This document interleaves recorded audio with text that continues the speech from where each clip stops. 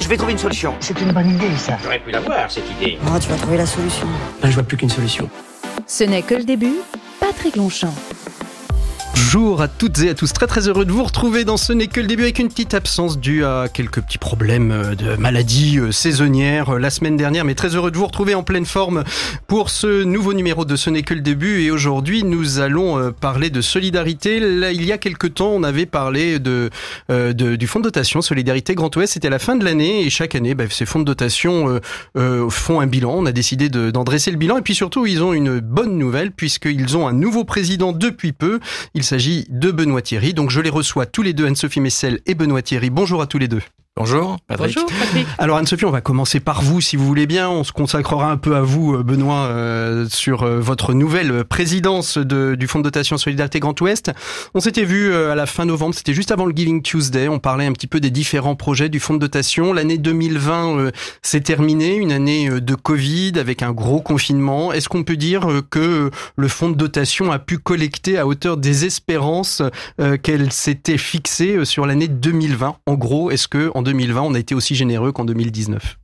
Oui, tout à fait. Effectivement, on a très bien collecté puisque depuis le démarrage, ça fait 1 an et demi que Solidarité Grand Ouest a été créé avec ce nouveau dispositif du x3.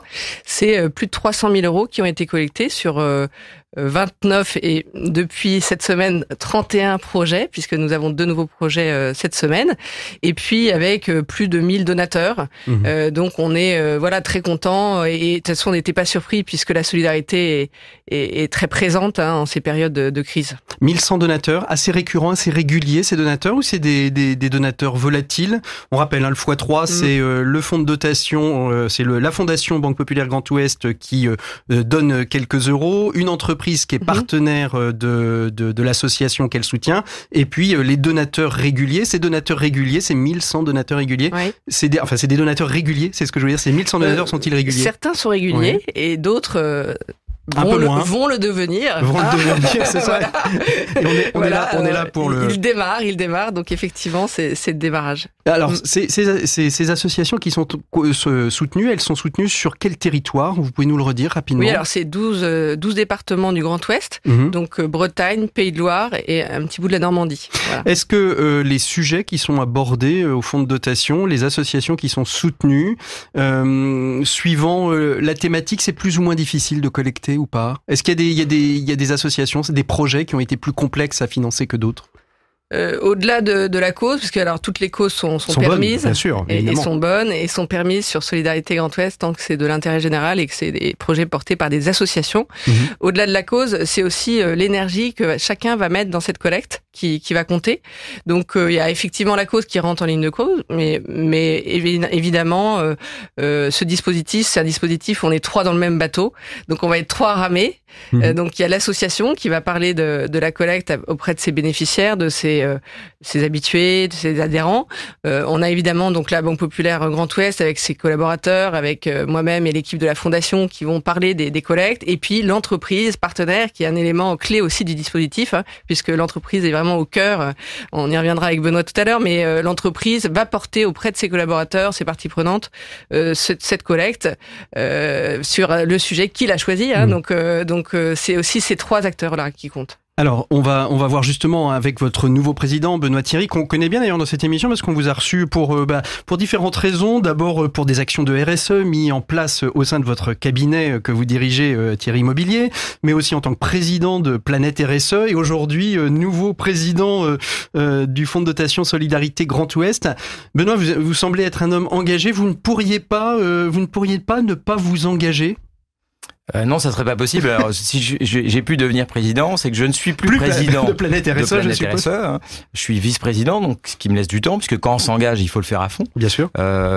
J'ai souhaité devenir aussi président du fonds parce que je l'ai testé, parce que je l'ai expérimenté. En tant qu'entreprise ? Oui, en tant qu'entreprise. J'étais parmi les 3 ou les 5 premières, je sais pas, Anne-Sophie, où finalement quand Anne-Sophie m'a parlé de cette expérimentation, je suis allé voir Denis Castin de l'association Toi Moi, puisqu'on est mécène de Toi Moi depuis 6-7 ans. J'ai dit, Denis, tiens, il y a un truc hyper intéressant à faire pour qu'il y ait une exposition médiatique de l'association au-delà des fonds. Parce que ce qui est intéressant dans cette expérimentation, c'est que de temps en temps, quand les entreprises donnent, peu importe le montant, elles vont le faire et finalement, c'est pas communiqué.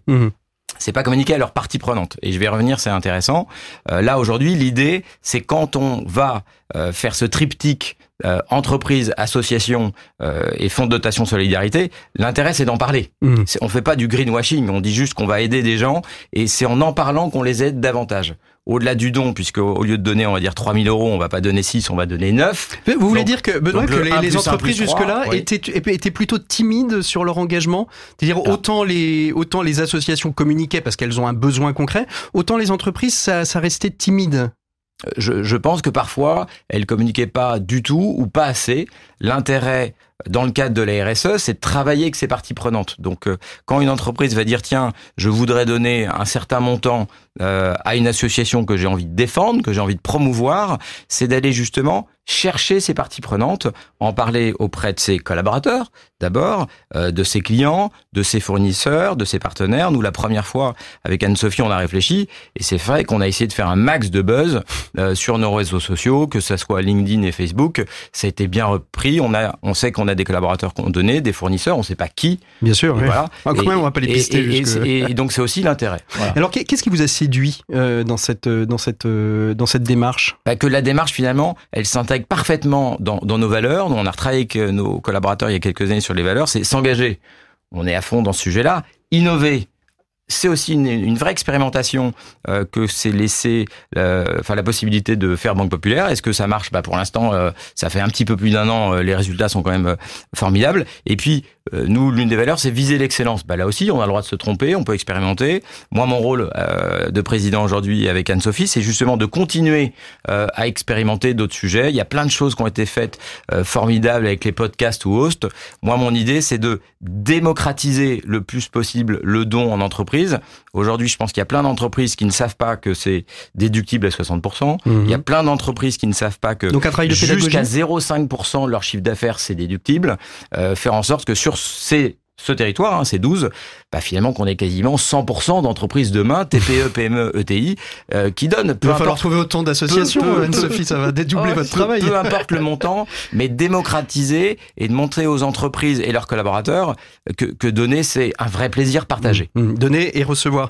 C'est quoi vos grands axes? Ça va être ça va être de faire de la pédagogie uniquement, ou il y a d'autres mécanismes que vous voudriez retravailler ou travailler? La pédagogie, bien sûr. Essayer d'équilibrer le fait de trouver des binômes de façon peut-être un petit peu plus équitable sur tous les départements, voilà, parce qu'effectivement Nantes ou d'autres ou des départements sont très visibles, donc d'aller chercher et dénicher des associations et des entreprises dans ces territoires un petit peu moins visibles pour l'instant, ça c'est important.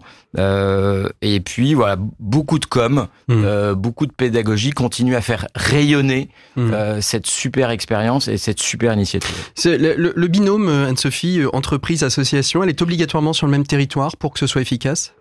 Ou pas spécialement? Pas forcément. Ça peut avoir une rayonnance un peu plus nationale, mais avoir, par exemple, un siège qui est dans le territoire et du coup, il peut faire rayonner, l'entreprise peut faire rayonner au-delà des frontières du département ou du local. Effectivement. Et équilibrer ce territoire, ça veut dire qu'il y a aujourd'hui, il y a vraiment des associations ou des territoires où c'est plus difficile d'aller prospecter l'entrepreneuriat ou le monde associatif? Parce que je suppose que vous devez crouler sous les demandes des associations. Oui, alors effectivement, il y a beaucoup d'associations qui veulent faire partie du dispositif et le Quidam, l'important c'est de trouver justement ce partenaire. Et donc notre rôle aussi en tant que fonds de dotation d'une banque, la Banque Populaire Grand Ouest, c'est aussi faire de la pédagogie auprès des conseillers, à la fois entreprises et puis ceux qui puissent orienter. Voilà, exactement. Parce que du coup, plus on aura de personnes qui sont convaincues du dispositif et de l'intérêt du dispositif, plus ça fera rayonner toutes ces belles associations qui ont besoin de soutien. Je le rappelle, si on fait ça, c'est bien évidemment parce que les associations ont besoin de soutien. C'est essentiel en ces temps de crise. Il y en aura de plus en plus qui vont avoir des difficultés à collecter des fonds. Il y a une concurrence forte et les donateurs ne sont pas illimités. Donc nous, notre rôle en tant que que banque, c'est aussi faire cette mise en relation entre des donateurs particuliers qui ne savent pas où donner et des entreprises qui veulent participer à l'intérêt général. Et donc, c'est solidaritégrandouest.fr pour aller donner. Et je vous invite tous à aller voir les beaux projets puisqu'il y en a 5 en cours. Allez, pour terminer, c'est quoi le dernier projet qui est en cours, qui vient d'être lancé là et il faut aller le soutenir un petit peu? Alors, on vient lancer avec les Papillons Blancs du Finistère un projet pour les 60 ans des Papillons Blancs pour que l'ensemble des établissements et les bénéficiaires se mettent à faire du vélo pour le bien-être physique et mental des adhérents, enfin des bénéficiaires. Et donc voilà, on soutient pour financer ces vélos pour lancer ce challenge sportif. On redit à nos auditeurs que les Papillons Blancs, c'est plus connu aussi dans nos réseaux sous le nom d'ADAPI, en tout cas en 44, ADAPI 44, dont le directeur d'ailleurs est l'ancien président du Fonds de dotation Solidarité Grand Ouest. On le salue, Christophe Langlais. Merci à tous les deux. Merci Benoît Thierry, merci Anne-Sophie Messel d'avoir été nos invités de Ce n'est que le début. Nous, on se retrouve la semaine prochaine avec un nouvel invité dans Ce n'est que le début. D'ici là, portez-vous bien et à très bientôt. Au revoir. Ce n'est que le début, en replay et en vidéo sur myson et le sonunique.com.